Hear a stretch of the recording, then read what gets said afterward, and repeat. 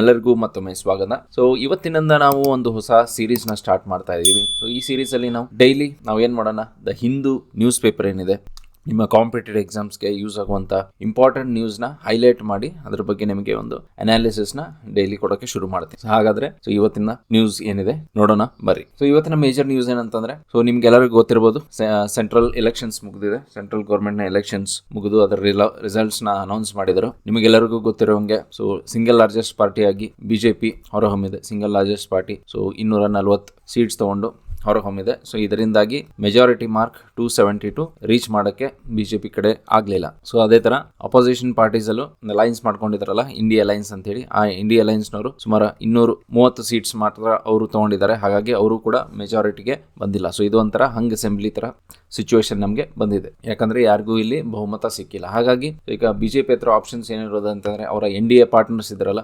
JDU, JDS, ಆಮೇಲೆ TDP, ಈ ತರ ಮತ್ತೆ ಸಣ್ಣ ಪುಟ್ಟ ಬೇರೆ ಬೇರೆ ಪಾರ್ಟೀಸ್ ಇದ್ದು ಅವ್ರನ್ನೆಲ್ಲ ಸೇರ್ಕೊಂಡು ನಿನ್ನೆ ಮೀಟಿಂಗ್ ನ ಮಾಡಿದ್ದಾರೆ. ಸೊ ಆ ಮೀಟಿಂಗ್ ಮಾಡಿ ಅದರಲ್ಲಿ ಒಂದು ಸಹಮತ ಏನ್ ಕೊಟ್ಟಿದ್ದಾರೆ ಅಂತಂದ್ರೆ, ನರೇಂದ್ರ ಮೋದಿ ಅವರು ಚೀಫ್ ಮಿನಿಸ್ಟರ್ ಆಗಿ ಕಂಟಿನ್ಯೂ ಆಗ್ಬೇಕು ಅಂತ ಹೇಳಿ ತಮ್ಮ ಒಪಿನಿಯನ್ ನ ಕೊಟ್ಟು ಒಂದು ರೆಸೊಲ್ಯೂಷನ್ ನ ಪಾಸ್ ಮಾಡಿದ್ದಾರೆ. ಸೊ ರೆಸೊಲ್ಯೂಷನ್ ಪಾಸ್ ಅಂತಂದ್ರೆ ಎಲ್ಲರೂ ಒಂದು ಒಮ್ಮತದಿಂದ ಒಪ್ಪಿಕೊಂಡಿದ್ದಾರೆ, ನಮ್ಮ ಮುಂದಿನ ಲೀಡರ್ ನರೇಂದ್ರ ಮೋದಿ ಅವರೇ ಪ್ರೈಮ್ ಮಿನಿಸ್ಟರ್ ಆಗಬೇಕು ಅಂತ ಹೇಳಿ. ಸೊ ಹಾಗಾಗಿ ಮೋಸ್ಟ್ ಪ್ರಾಬಬ್ಲಿ ನರೇಂದ್ರ ಮೋದಿ ಅವರು ಪ್ರೆಸಿಡೆಂಟ್ ಹತ್ರ ಹೋಗಿ ತಮ್ಮ ಬಹುಮತವನ್ನ, ಸರ್ಕಾರ ರಚನೆ ಮಾಡೋಕೆ ಪರ್ಮಿಷನ್ ಅನ್ನ ಕೇಳಿ ತಮ್ಮ ಬಹುಮತವನ್ನ ಆಮೇಲೆ ಫ್ಲೋರ್ ಅಲ್ಲಿ ಸಾಬೀತು ಮಾಡೋ ಎಲ್ಲ ಸಾಧ್ಯತೆಗಳು ನಮ್ಗೆ ಇಲ್ಲಿ ಕಾಣಿಸ್ತಾ ಇದೆ. ಓಕೆ, ನಾವು ಮುಂದಿನ ನ್ಯೂಸ್ ಹತ್ರ ಹೋಗೋದಾದ್ರೆ, ಸೊ ಹೆಲ್ತ್ ಮಿನಿಸ್ಟ್ರಿಯಿಂದ ಒಂದು ಅನೌನ್ಸ್ಮೆಂಟ್ ಬಂದಿದೆ. ಯಾಕಂದ್ರೆ ನಮ್ಮಲ್ಲಿ ಟ್ಯೂಬರ್ಕ್ಯುಲೋಸಿಸ್ ಅಥವಾ TB ಅಂತ ಹೇಳಿ ನಾವು ಸಾಮಾನ್ಯವಾಗಿ ಏನು ಕರಿತೀವಿ, ಆ ಟ್ಯೂಬರ್ಕ್ಯುಲೋಸಿಸ್ ಕಡಿಮೆ ಆಗಿತ್ತು. ಸೊ ಕೇಸಸ್ ಎಲ್ಲ ಕಡಿಮೆ ಆಗಿ ಆಲ್ಮೋಸ್ಟ್ ಹೋಯ್ತು ಅನ್ನೋಷ್ಟಲ್ಲಿ ಅದೇನಾಗಿದೆ, ಮತ್ತೆ ಬೇರೆ ಬೇರೆ ಇದರಲ್ಲಿ ನಮ್ಮ ಕೇಸಸ್ ಹೆಚ್ಚಾಗಿ ಕಾಣಿಸ್ತಾ ಇವೆ. TB ಕೇಸಸ್ ಮೊದಲು ತುಂಬಾ ಜಾಸ್ತಿ ಇತ್ತು. ಅದಾದ್ಮೇಲೆ ಸರ್ಕಾರಗಳಿಂದ ಕೆಲವೊಂದು ಸ್ಕೀಮ್ಸ್ ಎಲ್ಲ ಮಾಡಿ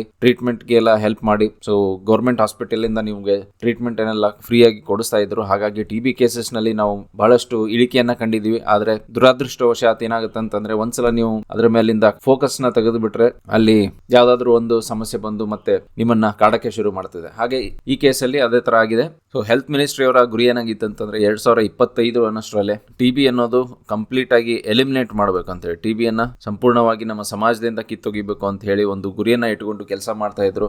ಇಂಡಿಯನ್ ಮೆಡಿಕಲ್ ರಿಸರ್ಚ್ ಕೌನ್ಸಿಲ್ ಏನಿದೆ, Indian Council for Medical Research, ಅದೇನಾಗಿದೆ, ಕೆಲವೊಂದು ಲೋಪಗಳು ನಮ್ಮ ಸಿಸ್ಟಮ್ ಅಲ್ಲಿ ಕಂಡಿದ್ದು. ಹಾಗಾಗಿ ಒಂದು ಹೊಸ ಪ್ರೋಟೋಕಾಲ್ ರೆಡಿ ಮಾಡಬೇಕು ಅಂತ ಒಂದು ಹೊಸ ವ್ಯವಸ್ಥೆ ಅಥವಾ ಇರೋ ವ್ಯವಸ್ಥೆಯನ್ನ ಸ್ವಲ್ಪ ತಿದ್ದುಪಡಿ ಮಾಡಿಕೊಂಡು ಮತ್ತೆ ಇಫೆಕ್ಟಿವ್ ಆಗಿ TB ನಿಯಂತ್ರಣ ಮಾಡೋದಾಗ್ಲಿ ಅಥವಾ ಅದನ್ನ ಪೂರ್ತಿ ಜಡದಿಂದನೇ ಕಿತ್ತು ಹಾಕೋದಾಗ್ಲಿ ಮಾಡಬೇಕಾಗಿದೆ. ಹಾಗಾಗಿ TB ಫ್ರೀ ಇನಿಷಿಯೇಟಿವ್ ಏನಿತ್ತಲ್ಲ, ಆ ಗೌರ್ಮೆಂಟ್ ಸ್ಕೀಮ್ ಅನ್ನ ಅದನ್ನ ಇನ್ನೊಂದ್ ಸ್ವಲ್ಪ ವರ್ಷ ಕಂಟಿನ್ಯೂ ಮಾಡಿ ಅದನ್ನ ಕಂಪ್ಲೀಟ್ ಆಗಿ ಏನು ಕಿತ್ತೋಗೋದು, ಎಲ್ಲಾ ತರದ ಸಾವು ನೋವುಗಳು TB ಇಂದ ಏನಾಗ್ತಿತ್ತು ಅದನ್ನ ತಡೆಗಟ್ಟುವ ಒಂದು ಪ್ರಯತ್ನವನ್ನ ಇಲ್ಲಿ ಹೆಲ್ತ್ ಮಿನಿಸ್ಟ್ರಿ ಮತ್ತು ಆರೋಗ್ಯ ಇಲಾಖೆ ಏನಿದೆ ಮತ್ತೊಮ್ಮೆ ಪಣ ತೊಟ್ಟಿದೆ ಅದನ್ನ ಮಾಡ್ಬೇಕಂತ ಹೇಳಿ. ಸೊ ನಿಮ್ಗೆ ಗೊತ್ತಿರಲಿ, ಈ ರಿಪೋರ್ಟ್ ಪ್ರಕಾರ ವರ್ಷಕ್ಕೆ 4,80,000 ಜನರು ಇನ್ನೂ TB ಕಾರಣದಿಂದ ತೀರ್ಕೊಂಡು ಹೋಗ್ತಾ ಇದ್ದಾರೆ. ಅದರ ಅರ್ಥ ಒಂದು ದಿವಸಕ್ಕೆ 1,400 ಪೇಷಂಟ್ಸ್, TB ಪೇಷಂಟ್ಸ್ ಅವರಿಗೆ ಸರಿಯಾದ ಟ್ರೀಟ್ಮೆಂಟ್ ಸಿಗದೆ ಕಾರಣಕ್ಕೆ ಸಾಯ್ತಾ ಇದ್ದಾರೆ. ಯಾಕಂದ್ರೆ TB ಅನ್ನೋದು ಇದೇನು ಕ್ಯೂರ್ ಆಗದೆ ಇರೋ, ಒಂದು ಚಿಕಿತ್ಸೆ ಇಲ್ಲದೆ ಇರುವಂತ ಕಾಯಿಲೆ ಅಲ್ಲ. ಇದಕ್ಕೆ ಚಿಕಿತ್ಸೆ ಅವೈಲೇಬಲ್ ಇದೆ. ಅದಕ್ಕೆ ಮೆಡಿಸಿನ್ಸ್ ಮತ್ತೆ ಕರೆಕ್ಟ್ ಆಗಿ ಡಯಾಗ್ನೋಸಿಸ್ ಇನ್ ಟೈಮ್ ಅಲ್ಲಿ ಆಗಿ ಮೆಡಿಸಿನ್ಸ್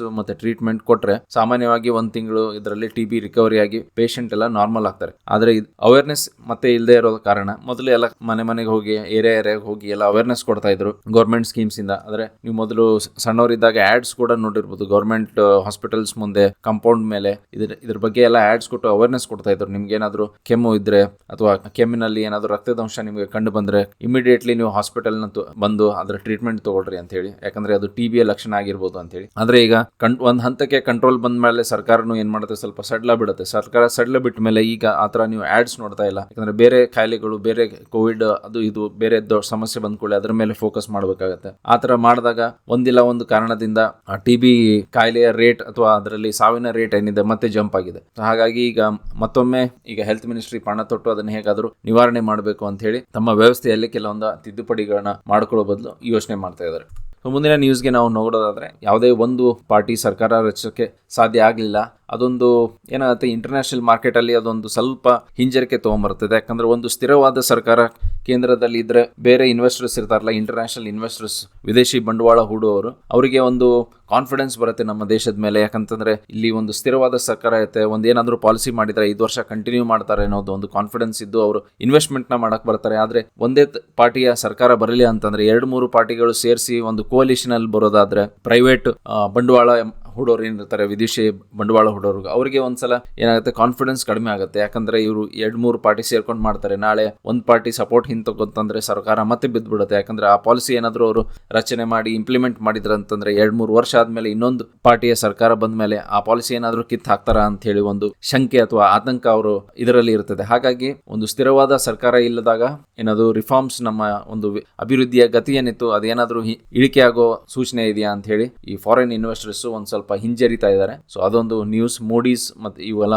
ರೇಟಿಂಗ್ ಫರ್ಮ್ಸ್, ಇವು ಇನ್ವೆಸ್ಟ್ಮೆಂಟ್ ಮಾಡಬೇಕೋ ಬೇಡೋ ಅಂತ ಹೇಳಿ ಒಂದು ದೇಶದ ಕ್ರೆಡಿಟ್ ರೇಟಿಂಗ್ ನ ಇವರು ಮೆಜರ್ ಮಾಡಿ ಒಂದು ರಿಪೋರ್ಟ್ ನ ರಿಲೀಸ್ ಮಾಡ್ತಾ ಇರ್ತಾರೆ. ಸೊ ಅವರ ಹೊಸ ಅನಾಲಿಸಿಸ್ ಪ್ರಕಾರ ಏನಂತಂದ್ರೆ, ಈಗ ಕೋಲಿಷನ್ ಗೌರ್ಮೆಂಟ್ ಇರೋದ್ರಿಂದ ಸ್ವಲ್ಪ ಎಲ್ಲರೂ ಹಿಂಜರಿತಾ ಇದ್ದಾರೆ. ಅಂದ್ರೆ ಏನಾದರೂ ಒಂದು ನೀವು ದೊಡ್ಡ ಸುಧಾರಣೆ ಮಾಡಬೇಕು, ಅರ್ಥವ್ಯವಸ್ಥೆಯ ಸುಧಾರಣೆ ಮಾಡಬೇಕು ಅಂತಂದ್ರೆ ನಿಮಗೆ ಒಂದು ಸ್ಟ್ರಾಂಗ್ ಗೌರ್ಮೆಂಟ್ ಬೇಕಾಗತ್ತೆ. ಸೊ ಅದಕ್ಕೋಸ್ಕರ ಸ್ವಲ್ಪ ಹಿಂದೆ ಮುಂದೆ ಯೋಚನೆ ಮಾಡ್ತಾ ಇದ್ದಾರೆ. ಆದ್ರೆ ಒಂದ್ಸಲ ಸರ್ಕಾರ ರಚನೆಯಾಗಿ ಇನ್ವೆಸ್ಟರ್ಸ್ ಅಲ್ಲಿ ಅದೇನಾದ್ರೂ ಮತ್ತೆ ಕಾನ್ಫಿಡೆನ್ಸ್ ಹುಟ್ಟಂತಂದ್ರೆ ಈ ರೇಟಿಂಗ್ ಮತ್ತೆ ಇಂಪ್ರೂವ್ ಆಗೋ ಚಾನ್ಸಸ್ ಇರ್ತದೆ. ಸೊ ಇದರಲ್ಲಿ ಇನ್ನೊಂದು ಇಂಪಾರ್ಟೆಂಟ್ ನ್ಯೂಸ್ ಅಂತಂದ್ರೆ, ನಿಮ್ಗೆ ಎಲ್ಲರಿಗೂ ಗೊತ್ತಿರಬಹುದು, ಸೊ ಒಂದು ಸಿಂಗಲ್ ಲಾರ್ಜೆಸ್ಟ್ ಪಾರ್ಟಿ ಬರದೇ ಇರೋ ಕಾರಣಕ್ಕೆ, ಅದು ಬಿಜೆಪಿ ಮೇಲೆ ಕೆಲವೊಬ್ರು ಹೋಪ್ಸ್ ಇಟ್ಕೊಂಡಿದ್ರು. ಆದ್ರೆ ಬಿಜೆಪಿ ಒಂದು ಸಿಂಗಲ್ ಲಾರ್ಜೆಸ್ಟ್ ಪಾರ್ಟಿಯಾಗಿ ಅಥವಾ ಮೆಜಾರಿಟಿ ಮೇಲೆ ಬರದೇ ಇರೋ ಕಾರಣಕ್ಕೆ ಮಾರ್ಕೆಟ್ ಕ್ರ್ಯಾಶ್ ಆಗಿತ್ತು. ಯಾಕಂದ್ರೆ ಹಂಗ್ ಅಸೆಂಬ್ಲಿ ಯಾವತ್ತೂ ಮಾರ್ಕೆಟ್ಗೆ ಇಷ್ಟ ಇರೋದಿಲ್ಲ. ಯಾವ್ದಾದ್ರು ಒಂದು ಪಾರ್ಟಿ ಮೆಜಾರಿಟಿ ಬಂದ್ರೆ ಮಾರ್ಕೆಟ್ಗೆ ಕಾನ್ಫಿಡೆನ್ಸ್ ಬರ್ತದೆ. ಆದ್ರೆ ಹಂಗ್ ಅಸೆಂಬ್ಲಿ ಇರೋ ಕಾರಣ, ಯಾವುದೇ ಒಂದು ಸಿಂಗಲ್ ಲಾರ್ಜೆಸ್ಟ್ ಅಥವಾ ಬಹುಮತ ಹೊಂದದೇ ಇರುವಂತ ಪಾರ್ಟಿ ಇರೋ ಕಾರಣ ಮಾರ್ಕೆಟ್ ಕ್ರ್ಯಾಶ್ ಆಗಿತ್ತು. ಸುಮಾರು 4 ಲಕ್ಷ ಕೋಟಿಗೂ ಹೆಚ್ಚು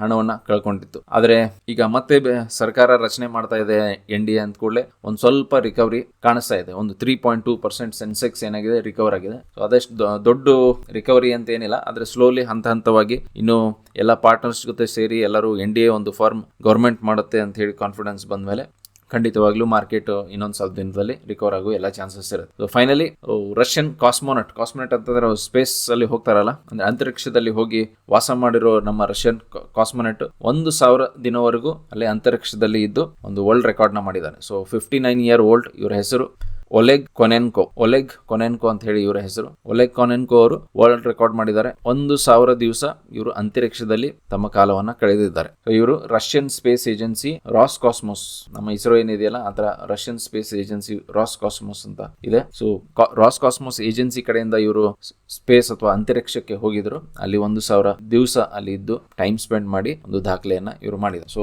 ಮೊಟ್ಟ ಮೊದಲ 1,000 ದಿನ ಟೈಮ್ ಸ್ಪೆಂಡ್ ಮಾಡಿದ ರಷ್ಯನ್ ಕಾಸ್ಮೋನಟ್ ಇವರು ತಮ್ಮ ಮೊದಲ ಜರ್ನಿ 2008 ಶುರು ಮಾಡಿ ಸುಮಾರು 5 ಬಾರಿ ಇವರು ಅಂತರಿಕ್ಷಕ್ಕೆ ತಮ್ಮ ಪ್ರಯಾಣವನ್ನು ಮಾಡಿದ್ದಾರೆ. ಸೊ ಇವತ್ತಿನ ಇಷ್ಟು ಇಂಪಾರ್ಟೆಂಟ್ ನ್ಯೂಸ್ ಅಲ್ಲಿ ನಾವು ಇವತ್ತಿನ ವಿಡಿಯೋ ಎಂಡ್ ಮಾಡೋಣ. ನಿಮಗೆ ಏನಾದರೂ ಡೌಟ್ ಇದ್ದಲ್ಲಿ ನಮ್ಮ ಕಾಮೆಂಟ್ ಸೆಕ್ಷನ್ ಅಲ್ಲಿ ನೀವು ನಿಮ್ಮ ಡೌಟ್ ನ, ನಿಮ್ಮ ಪ್ರಶ್ನೆಯನ್ನ ಕೇಳಿ ನಾನು ಆನ್ಸರ್ ಮಾಡೋಕ್ಕೆ ಪ್ರಯತ್ನ ಪಡ್ತೀನಿ. ಅದ್ರ ಜೊತೆಗೆ ನಮ್ಮ ವಿಡಿಯೋ ಇಷ್ಟ ಆದ್ರೆ ಖಂಡಿತ ಲೈಕ್ ಮಾಡಿ, ಶೇರ್ ಮಾಡಿ ಮತ್ತೆ ಸಬ್ಸ್ಕ್ರೈಬ್ ಮಾಡಿ. ನಾಳೆ ನ್ಯೂಸ್ ಒಂದಿಗೆ ಮತ್ತೆ ನಿಮಗೆ ಭೇಟಿ ಆಗ್ತೀನಿ. ಅಲ್ಲಿವರೆಗೂ ಥ್ಯಾಂಕ್ ಯು ಫಾರ್ ವಾಚಿಂಗ್.